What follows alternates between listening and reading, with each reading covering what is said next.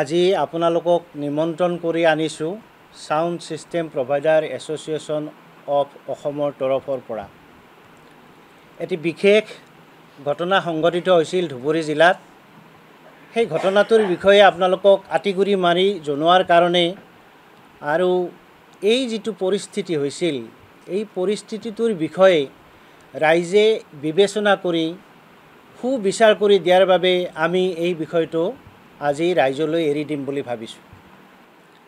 প্ৰথম কথা হ'ল sound system provider association of অসমৰ তৰফৰ পৰা সকলোকে আমি আন্তৰিক শুভেচ্ছা জনালোঁ।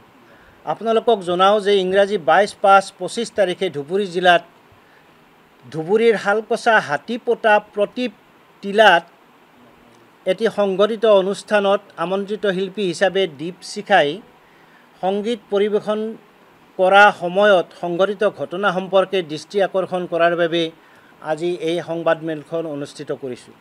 আমাৰ এছ'চিয়েশ্যনৰ উদ্দেশ্য হ'ল শব্দৰে গঢ়ো সমন্বয়ৰ ভেটি। আমাৰ অনাকাংক্ষিত সমস্যাবোৰ সকলোৱে বুজি পোৱাৰ বাবেহে আজি এই মেলখনৰ উদ্দেশ্য। সেইদিনা ধুবুৰী জিলাত শালকচা হাতীপোতা প্ৰতীপ টিলাৰ এটি সাংস্কৃতিক অনুষ্ঠানত আমন্ত্ৰিত শিল্পী হিচাপে দীপশিখাই সংগীত পৰিৱেশন কৰিছিল। শিল্পী দীপশিখা বৰাৰ অনুষ্ঠানত যি পৰিস্থিতি হৈছিল সেইখিনি অবাঞ্ছিত আছিল। সকলো ফালৰ পৰা বহু আলোচনা কৰি আমি সমাধান কৰিবলৈ বাৰে বাৰে অনুৰোধ কৰিছিলোঁ দীপশিখা বৰাক, কিন্তু সেইটো সম্ভৱ নোহোৱাৰ বাবে আজি বিষয়টো আপোনালোকক বিতংভাৱে জনাওঁ বুলি সেইদিনাখন যিখন ঠাইত অনুষ্ঠান হৈছিল সেই মঞ্চৰ সাংস্কৃতিক সংগীতৰ অনুষ্ঠানৰ উপযোগী নাছিল। এই কথাটো আপোনালোকক জনাওঁ। যিখন মঞ্চত অনুষ্ঠান পৰিৱেশন হৈছিল সেই মঞ্চখন সাংস্কৃতিক অনুষ্ঠানৰ কাৰণে উপযোগী নাছিল। সেইটো আমি গম পালোঁ যে আগতে বেংগলৰ পৰা শব্দযন্ত্ৰ আনিও সফল হোৱা নাছিল। সেই সমিতিখনে প্ৰতি বছৰে বেলেগ বেলেগ ঠাইৰ পৰা কম টকাত শব্দযন্ত্ৰ আনি চলাই আছিল। এইবাৰো এজন নতুন মানুহৰ পৰা আনি শিল্পীক কম টকাত বন্দবস্ত কৰি চলাই নিবলৈ সিদ্ধান্ত লৈছিল, যাৰ ফলত এই সমস্যাৰ উদ্ভৱ হৈছিল। দীপশিখা বৰাক জনোৱা হৈছিল আমি sound system provider association of অসমৰ ইংৰাজী 26/5/25 তাৰিখে মুখ্য কাৰ্যালয়ত অনুষ্ঠিত হোৱা আকস্মিক কাৰ্যকৰী সমিতিৰ সভাত সকলো ফালৰ কথা চলন্ত অডিঅ' ভিডিঅ' চাই সোধা পোছা কৰি চালি জাৰি চাই তলৰ সিদ্ধান্তত উপনীত হোৱা গৈছিল। আমাৰ এছ'চিয়েশ্যনৰ ফালৰ পৰা কোনো শিল্পী, বাদ্যযন্ত্ৰী, শব্দ পৰিচালক কোনো এজনকে মঞ্চত অপমান কৰাটো আমি এছ'চিয়েশ্যনৰ ফালৰ পৰা গ্ৰহণ নকৰোঁ। গতিকে আমাৰ ফালৰ পৰা শিল্পীৰ মঞ্চত শব্দ পৰিচালনাত যদি কিবা অসুবিধা হৈছিল সেইটো অবাঞ্ছিত আছিল আৰু সেই পৰিস্থিতিৰ বাবে এছ'চিয়েশ্যনৰ ফালৰ পৰা দুখ প্ৰকাশ কৰিলোঁ। আমি উপলব্ধি কৰিলোঁ যে যিহেতু মঞ্চখন সৰু আৰু তিনিটা ফালে পকা ৱালৰ ওপৰত টিনপাতৰ চালি আছিল, আগতে সমিতিক কোৱা হৈছিল শব্দযন্ত্ৰ চলোৱাত ইয়াত অসুবিধা হ'ব পাৰে বুলি। সকলোৱে কম চাউণ্ড কম বাদ্যযন্ত্ৰৰে কামটো কৰিব লাগিছিল আৰু শিল্পীজনেও এই বিষয়টো অৱগত হ'ব লাগিছিল, হয়তো লক্ষ্য কৰা নাছিল। যা হওক, আগতে এজন শিল্পীয়ে সেই মঞ্চত সুন্দৰ গান পৰিৱেশন কৰি গৈছিল, তাৰপিছত আপুনি গান গাবলৈ শিল্পীজনে আৰম্ভ কৰিছিল। প্ৰথম পৰ্যায়ৰ গানবোৰ সুন্দৰ পৰিৱেশন হৈছিল। প্ৰায় আঢ়ৈ ঘণ্টা সময় গানৰ পৰিৱেশন চলি আছিল। আমি গানবোৰ শুনি গম পালোঁ মঞ্চত শিল্পীৰ মাইক্ৰফোনৰ মুভমেণ্ট মনিটৰ আৰু ছাইড ফিল্ডৰ একেবাৰে সন্মুখত মাজে সময়ে দেখা পোৱা গ'ল। সেয়া শিল্পীৰ ভুল আছিল, ভিডিঅ'ত দেখা পোৱা গৈছে। আৰু তেতিয়া মঞ্চত মনিটৰ আৰু ছাইড ফিল্ডৰ ফিডবেক আহিছিল, হয় আহিব পাৰে।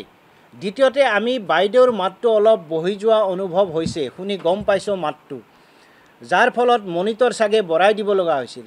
লগতে এইটোও দেখা গৈছিল বজোৱা দুই এজনে ইনষ্ট্ৰুমেণ্টৰ গেইনবোৰ বঢ়াই দিয়াৰ ফলত মিউজিক বেছি হৈছিল, ফিডবেক অহা অনুভৱ হৈছিল। শিল্পীৰ মাতটো এনেও আন অনুষ্ঠানত শুনি আৰু বাদ্যযন্ত্ৰীৰ পৰা গম পোৱা হিচাপে অকণমান তেওঁৰ মাতটো সৰু হয়। যা হওক, ইয়াত কাৰো একো দোষ হোৱা নাছিল। এইবোৰ সদায় ঘটি থকা ঘটনা। দোষ হৈছিল আপুনি শিল্পীয়ে মঞ্চৰ পৰা মাইক্ৰফোনত কৈছিল শব্দযন্ত্ৰৰ পৰিচালনা ভাল হোৱা নাই, বেয়া হোৱা বুলি কৈ নিজৰ চাউণ্ড আনি পিছলৈ ভালকৈ গান গাম বুলি কৈ ওলাই যোৱাটো, যাৰ ফলত সমিতিয়ে সুবিধা পালে সেই শব্দযন্ত্ৰ চলোৱা মানুহখিনিৰ পৰা জৰিমনাসহ ৭,০০০ টকা উভতাই লৈ ১৪,০০০ টকা জৰিমনা দিব লগা হ'ল। মুঠ 21,000 টকা সমিতিখনক আদায় দি শব্দযন্ত্ৰৰ সঁজুলিখিনি উদ্ধাৰ কৰা হয়। এইটো আপুনি মীমাংসা নকৰি সেই সময়ত সমিতিক চাগে ভালকৈ বুজাই দিয়া নাছিল, ফলত এই শব্দ পৰিচালকজনক বেয়া ব্যৱহাৰ লগতে আনকো দুৰ্ব্যৱহাৰ কৰিছিল। এয়া অতি দুখৰ কথা আছিল। সদৌ যিহেতু লোৱাৰ অসম ছাউণ্ড টেণ্ট এছ'চিয়েশ্যনৰ পৰা লিখিত আবেদন sound system provider association of অসমলৈ দিছিল, আমি বাধ্য হৈ এটা সিদ্ধান্তত উপনীত হ'লোঁ যে সমিতিৰ পৰা পাব লগা টকাটো উলিয়াই দিয়াৰ স্বাৰ্থত ব্যৱস্থা আপুনি গ্ৰহণ কৰিব লাগিব। আপুনি এটি ভিডিঅ' মেছেজ কোৱা কথাখিনি উঠাই লোৱা বুলি কৈ আমালৈ পঠাই দি সমস্যাটো সমাধান কৰিব লাগে বুলি আমি তেওঁক লিখিত এখন দিছিলোঁ। এই বিতৰ্ক ইমানতে সমাপ্ত কৰি অহাকালি 12 বজাৰ ভিতৰত প্ৰাপ্য ধনৰ 50% আৰু জৰিমনাৰ ধন মুঠ 30,500 টকা ঘূৰাই দিবলৈ আমালৈ ভিডিঅ' মেছেজ এটা পঠাবলৈ অনুৰোধ জনালোঁ। অন্যথা আমি পৰৱৰ্তী ব্যৱস্থা হাতত ল'বলৈ বাধ্য হ'ম বুলি লিখিত দিলোঁ। কিন্তু দীপশিখা বৰাই এইটো নকৰি পুনৰ এটি প্ৰেছ মিট দি বিভিন্ন কথা কৈ আকৌ শব্দ পৰিচালক মালিক পক্ষ কিছুমানক কথা ক'লে, যাৰ ফলত সেই সমিতিখনে আকৌ অসাংবিধানিকভাৱে কথা কৈ কৰ্কঠনা কৰি সংবাদ মেল পাতিলে। সমস্যা কমাৰ সলনি আৰু বাঢ়িলে। এতিয়া আমি বাধ্য হৈ আজিৰ সংবাদ মেলৰ জৰিয়তে দীপশিখা বৰাক 26/5/25 তাৰিখে উল্লেখ কৰা ধৰণে পুনৰ অনুৰোধ জনালোঁ লিখিত ধৰণে পালন কৰিবলৈ। ইয়াত আন শিল্পী শব্দযন্ত্ৰীয়ে যাতে বেয়া নাপায় তাৰ বাবে আমি অনুৰোধ ৰাখিলোঁ। বহুবাৰ বুজোৱাৰ পিছতো যিহেতু শব্দ পৰিচালকসকলক অসন্মান কৰিছিল, এইটো অসমৰ প্ৰতিজন শব্দ পৰিচালকৰ গাত লাগিছে, সেয়া গ্ৰহণযোগ্য নহয়। আৰু এই কথাটো আজি আমি ৰাইজক জনাবলৈ বাধ্য হ'লোঁ। শিল্পী সমিতি, অনুষ্ঠান প্ৰতিষ্ঠান, কলা কুশলী সকলো পক্ষৰে সহযোগিতাৰ মাজেৰে উপকাৰ অহাৰ বাবে এই এছ'চিয়েশ্যন। কিন্তু তেখেতক আমি সভাপতি সম্পাদক সহিতে বাৰে বাৰে বুজাইছিলোঁ যে আপুনি আপোনাৰ কথাখিনি উঠাই লওক আৰু তেখেতৰ যিটো ক্ষতিপূৰণ দিব লগা হৈছে সেই ক্ষতিপূৰণখিনি আমি ভাবি লৈছোঁ। আপোনাৰ কথা, গান আৰু বিভিন্নজনৰ মুখৰ পৰা প্লাছ লোৱাৰ আসামৰ মুখৰ যিটো প্ৰেছ বিবৃতি তেওঁলোকৰ পৰা যিটো আমি ফোন কৰি গম পাইছিলোঁ, সমূলি কথাটো বিপৰীত আছিল আৰু ব্যৱহাৰ পাতি খুবেই বেয়া আছিল সমিতিখনৰ, যাৰ ফলত সমিতিখনক আমি পইচা খোজাৰ উপযুক্ত পথ বিচাৰি নাপালোঁ। আৰু আমি আমাৰ ফালৰ পৰা যিহেতু আমি এখন এছ'চিয়েশ্যন লৈ গঢ়ি আছোঁ, গতিকে আমাৰ সভ্য এজনক আমি তেনেকুৱা ধৰণে আচৰণ কৰাটো সহজভাৱে গ্ৰহণ কৰিব পৰা নাই। গতিকে আপোনাক আমাৰ ফালৰ পৰা পুনৰ অনুৰোধ জনাইছোঁ, আমাৰ যিখন লিখনিত আমি যিটো কথা উল্লেখ কৰিছোঁ এইটো আপুনি গ্ৰহণ কৰক আৰু এই যিটো ঘটনাৰ পৰিসমাপ্তি ইমানতে কৰক আৰু পিছলৈ আগবঢ়াই নিনিব, নহ'লে আমি আৰু ইয়াৰ পিছত বেলেগ ব্যৱস্থা ল'বলৈ বাধ্য হ'ম। আমি শিল্পী, শব্দযন্ত্ৰী আৰু শব্দ পৰিচালকসকল এটা টকাৰ ইফাল সিফাল। আমি বিভিন্ন ধৰণে প্ৰতিজনে প্ৰতিজনক সহায় সহযোগিতা কৰি থাকিব লাগিব। কিন্তু তাৰে ভিতৰত যদি এনেকুৱা পৰিস্থিতিৰ সৃষ্টি হয়, আমি যদি এজনে আনজনক ব্যৱহাৰ কৰোঁ, তেতিয়াহ'লে আমি কেনেকৈ চলিম? সমাজত আমাৰ মান সন্মান ক'ত থাকিব? আমি সমাজত ক'ত সন্মান পাম? এনেই আমাৰ শব্দযন্ত্ৰীসকলক মানুহে গভীৰভাৱে নলয়। আমি যে কিবা এটা জানো, কিবা এটা কৰি আছোঁ, আমি যে অসমৰ থলুৱা কাম কৰি খোৱা মানুহ, আমাক তেনেকুৱা ধৰণে প্ৰায় ভাবা দেখা নাযায়। দুই এখনততো আমি সমিতিত খাবলৈও নাপাওঁ। এনেকুৱা ধৰণৰ কথা চলি থাকিলে ভাল নহ'ব। গতিকে বাইদেউক আমি আমাৰ ফালৰ পৰা পুনৰ অনুৰোধ জনাইছোঁ, তেখেতে যাতে আমাৰ কথাখিনি মানি তেখেতৰ যিটো ক্ষতিপূৰণ ভৰিছে সেই ক্ষতিপূৰণটো তেখেতেই হওক বা সমিতিৰ ফালৰ পৰাই হওক উলিয়াই দিয়াৰ ব্যৱস্থা কৰক। আৰু তেখেতে যিখিনি মঞ্চৰ পৰা শব্দযন্ত্ৰ চলোৱা পৰিচালকজনক অপমানসূচকভাৱে মন্তব্য কৰিছিল, সেইখিনি কথা ভুলতবশতঃ কোৱা বুলি ক'লে আমি তাত শান্তি পাম। এইখিনিয়ে আমাৰ আজিৰ সংবাদ মেলৰ মুখ্য উদ্দেশ্য। তাৰ লগতে আমি দুই এটা কথা আপোনালোকক দিব খুজিছোঁ, যেনে অসম প্ৰদেশৰ বাহিৰৰ শব্দযন্ত্ৰ সভা সমিতি শিল্পীৰ লগতে সকলোকে বৰ্জন কৰিবলৈ আমাৰ এছ'চিয়েশ্যনৰ ফালৰ পৰা অসমীয়াৰ স্বাৰ্থত সকলোলৈকে অনুৰোধ জনালোঁ। এইটো যাতে সকলোৱে মানি চলে, তেতিয়াহ'লে আমাৰ অসমৰ থলুৱা মানুহখিনিয়ে নিশ্চয় পেটে ভাতে খাবলৈ সক্ষম হ'ব। দ্বিতীয়তে, যিহেতু এই শব্দৰ পোহৰৰ লগত কাম কৰা মানুহখিনি থলুৱা অসমীয়া, বিহু সমিতিকে আদি কৰি সকলো পক্ষকে শব্দযন্ত্ৰ পোহৰৰ কৰ্মচাৰীসকলক উচিত মান সন্মান এজন শিল্পীয়ে যেনেকৈ পায়, শব্দ পোহৰৰ লগত জড়িত সকলোকো দিবলৈ অনুৰোধ জনালোঁ। সকলো পক্ষকে মাননীসমূহ অনুষ্ঠানৰ অন্তত শিল্পী, শব্দ, পোহৰ, টেণ্ট আদিৰ প্ৰাপ্য ধন আদায় দিবলৈ অনুৰোধ কৰিলোঁ। নহ'লে শব্দ আৰু পোহৰৰ সঁজুলিসমূহৰ ধন উভতি অহাত বাধা আহে, বহুত অসুবিধাত পৰে। সমিতিসমূহে আগতে কাম কৰা অনাদায় ধন আদায় দিয়াৰ পিছতহে আন শব্দযন্ত্ৰিক বন্দোবস্ত কৰিবলৈ অনুৰোধ জনালোঁ। শব্দযন্ত্ৰ আৰু পোহৰৰ কৰ্মচাৰীসকলে অনুষ্ঠান চলি থকা সময়ত কিছুমান ঠাইত খোৱাৰ সুবিধা নাপায়, কাৰণ প্ৰতিটো অনুষ্ঠানত মনোযোগেৰে কৰিব লগা হয় বাবে। গতিকে সমিতিসমূহক এই সুযোগতে কৰ্মচাৰীসকলক অনুষ্ঠান চলি থকা সময়ত অলপ খাদ্যৰ যোগান ধৰিবলৈ অনুৰোধ জনালোঁ, মানৱতাৰ খাতিৰত। শব্দযন্ত্ৰ পোহৰৰ সঁজুলিবোৰৰ দাম এতিয়া বহুত বাঢ়ি গ'ল। গতিকে অলপ বেছি দামত ঠিক কৰিলে নিশ্চয় ভাল ফল পাব। কম টকাত বিচাৰিলে, চলাবলৈ ভাবিলে নিশ্চয় ভাল ফল নাপাব। কলা কুশলীৰ লগতে শিল্পী আৰু সমিতিৰ কোনেও যাতে ৰাগিয়াল বস্তু সেৱন কৰি মঞ্চত প্ৰৱেশ নকৰে, তাৰ বাবেও আমি সমিতিৰ ফালৰ পৰা অনুৰোধ জনালোঁ। এদিন আগৰ পৰা এদিন পিছলৈ ৩-৪ দিন ধৰি ৰাতি ৰ'দ বতাহ বৰষুণৰ মাজত খাব পালেও নেপালেও নিস্বাৰ্থভাৱে শব্দ আৰু পোহৰৰ কাম কৰাৰ পিছত যদি শিল্পী সমিতিৰ ফালৰ পৰা অলপ মৰমৰ মাত এষাৰ নাপায়, অলপ মৰম কৰি যদি অৱশেষত এখন সৰু গামোচাৰেও মৰম দিয়ে, সকলো দুখ পাহৰি যাব পাৰি।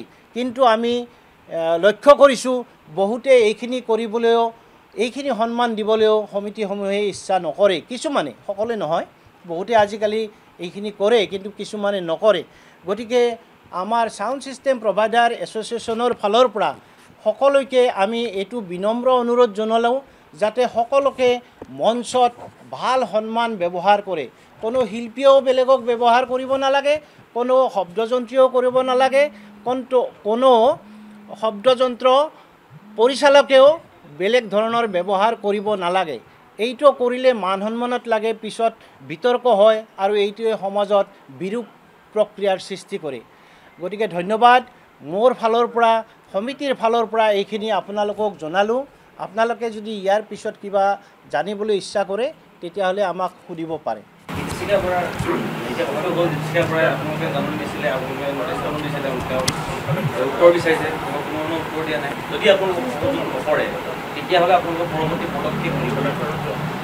এতিয়া চাওক, মই আগতেই ক'লোঁ যে এক্সিডেণ্ট এটা যেতিয়া হয় দুখন গাড়ীৰ মাজত, তাত 3টা মাধ্যমত সমাধান কৰিব পাৰি।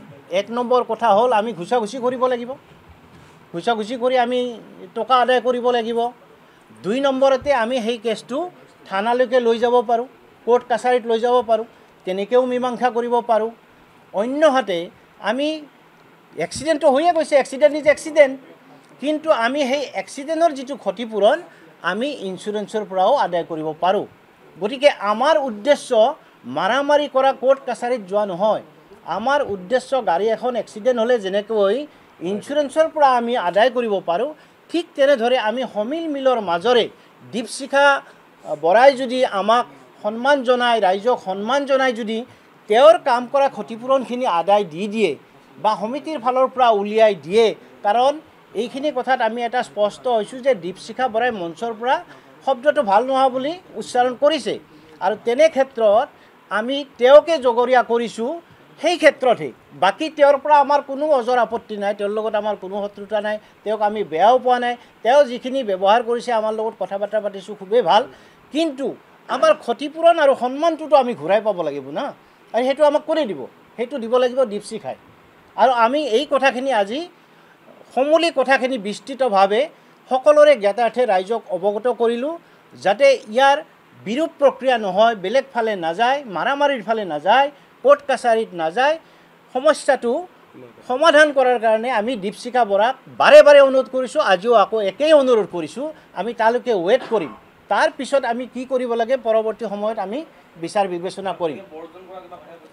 বৰ্জন কৰা এতিয়ালৈকে আমি ভবা নাই, বৰ্জন কৰা কথাটো এতিয়ালৈকে ভবা নাই, কাৰণ দীপশিখা বৰাৰ লগত আমি কণ্টিনিউৱাছলি কথা পাতি আছোঁ, কালি ৰাতিও কথা পাতিছোঁ গতিকে তেনে ক্ষেত্ৰত আমি এটা বিৰূপ প্ৰক্ৰিয়া পৰাৰ কথা আমি এতিয়াও ভবা নাই কাৰণ কিয় আমি all Assam sound system provider association of Assam আমি শদিয়াৰ পৰা ধুবুৰীলৈকে আমি গোটেই মানুহখিনি একগোট হৈ আছোঁ ইয়াত সকলোৰে তাৰমানে মান সন্মানৰ কথা আছে টকা পইচাৰ কথা আছে শিল্পীৰ কথা আছে শব্দযন্ত্ৰীৰ কথা আছে শব্দ চলোৱা পৰিচালকবিলাকৰ কথা আছে মালিকসকলৰ কথা আছে গতিকে আমি সকলো কথা চিন্তা কৰিব লাগিব এতিয়া লোৱাৰ আছামে তেখেতসকলৰ আমাৰ এটা হ'ল ভগ্নী আমাৰ মানে বিভাগ এটা তেখেতসকলে সিদ্ধান্ত লৈছে লোৱাৰ আসামত হেৰি দীপশিখাৰ অনুষ্ঠান নচলায় আৰু সেই যিখন সমিতি সেইখন সমিতিত চাউণ্ড বা আন সামগ্ৰী তেখেতসকলে প্ৰভাইড নকৰে বুলি অলৰেডি সেইটো সিদ্ধান্ত লৈছে কিন্তু সমাধান যদি নহয়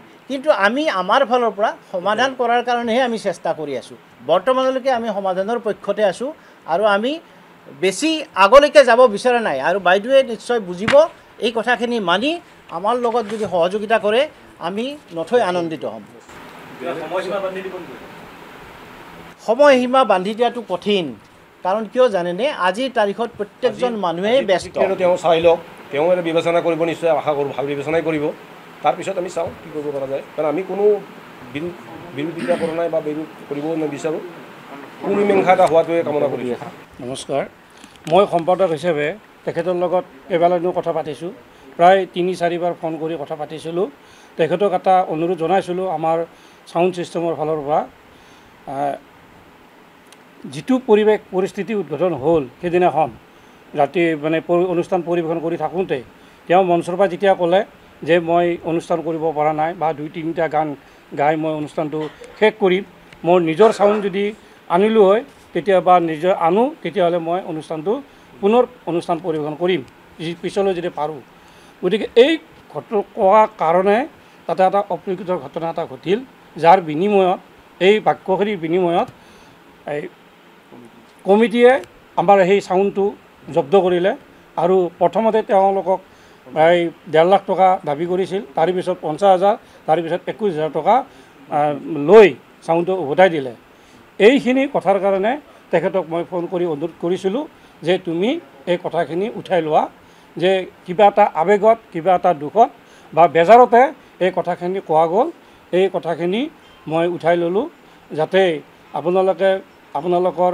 ভগ্নী বুলি ভাবি এই দায় দোষ নধৰে আৰু সেই চাউণ্ডৰ মালিকজন বা অপাৰেটৰক যিটো অপমান কৰা হ'ল সেই অপমানখিনি ঘূৰাই নাপায় কিন্তু তেওঁলোকৰ যিখিনি ক্ষতিপূৰণ হ'ল সেই বক্সডাঙা মানুহখিনি ল'ৰাখিনি বা গাড়ীৰ খৰচখিনিৰ বাবদ তেওঁ যিটো ধন আছিলে মানে ভাড়াৰ নিৰিখটো আছিলে তাৰে 50% মানে টকা সমিতিৰ ফালৰ পৰাই হওক মানৱতাৰ খাতিৰত এই দীক্ষিকা বৰাৰ ফালৰ পৰাই হওক আদায় দিবলৈ অনুৰোধ জনাইছিলোঁ কিন্তু আমি যিখন লিখিত পত্ৰ দিছিলোঁ সেই পত্ৰখনৰ পৰা আমি সংবাদ মেলযোগে তেওঁ যিটো বিবৃতি দিলে আমি কোনো সঁহাৰি নাপালোঁ পুনৰ তেওঁলৈ আমি আকৌ ফোনযোগে অনুৰোধ কৰিছিলোঁ গতিকে তেওঁৰ পৰা সঁহাৰি নাপায় আজি আমি এই সংবাদ মেল সম্বোধন কৰিছোঁ যে তেওঁ এই কথাখিনি পুনৰ বিবেচনা কৰে আৰু ইয়াতে যাতে সমস্যাটো সমাধান হয় যদি তেওঁ আমাক সন্মান জনাই এই সমস্যাটো সমাধান নকৰে পৰৱৰ্তী সময়ত হয়তো আমি বেলেগ এটা পদক্ষেপ ল'ব লগা বাধ্য হ'ব পাৰে আৰু এই ক্ষেত্ৰত যাতে আন শিল্পী কলা কুশলী এইবিলাকে যাতে আমাক জগৰীয়া নকৰে কাৰণ আমি এই সমস্যাটো ভালকৈ সমাধান কৰাৰ কাৰণে চিন্তা কৰিছোঁ কাৰণ সৰু কথা এটাৰ কাৰণে সকলোকে আমি সামৰিবলৈ ইচ্ছা কৰা নাই আপোনালোকে এইখিনি কথা বুজি ল'ব আৰু ৰাইজক এইখিনি কথা অৱগত কৰিব যাতে এই সমস্যাটো ইমানতে সমাপ্ত হয় বাইদেউক আমি বেয়া পোৱা নাই তেখেতে এইখিনি কৰিলে আমি আনন্দিত হ'ম কাৰণ কিয় এটা কথা শিল্পী মিউজিচিয়ান আৰু সাউণ্ড ছিষ্টেম এটা টকাৰ পৃথিৱী আমি সকলোৱে একগোট হৈ কাম কৰিব লাগিব তেহে আমি ভৱিষ্যতে হেৰি হ'ব পাৰিম সুখী হ'ব পাৰিম যদি শিল্পী আমাক বাদ দি কিনে কাম কৰিব পাৰে কেতিয়াও নোৱাৰে মিউজিচিয়ান নহ'লে গান গাব নোৱাৰে তেনেকুৱা কথা গতিকে আমি তিনিটা মিলি এটা ভাল পদক্ষেপ মানে ভালকৈ চলি যাব লাগে ক'ৰবাত কোনোবা জেগাত ফিডবেক হ'ব পাৰে কিবা চাউণ্ড বেয়া হ'ব পাৰে কিন্তু সেইটো লৈ কেতিয়াও তাত বেয়া কমেণ্ট দিব নালাগে বা কোনো ধৰণৰ বেয়া মন্তব্য দিব নালাগে কিয়নো কেতিয়াবা হৈ যাব পাৰে কি কাৰণে হৈছে সেইটো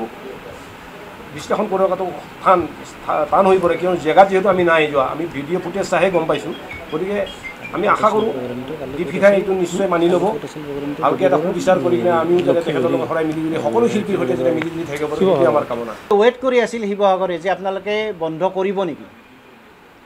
আমি ইচ্ছা কৰিলে যোৱাকালি শিৱসাগৰত প্ৰগ্ৰেমটো তেওঁৰ বন্ধ কৰিব পাৰিলোঁ হয়, কিন্তু আমি শিল্পী সমাজক সন্মান কৰি এই কামটো আমি কৰা নাই আৰু এই ক্ষেত্ৰত শিল্পী সমাজেও মাতিব বুলি আমি আশা ৰাখিছোঁ।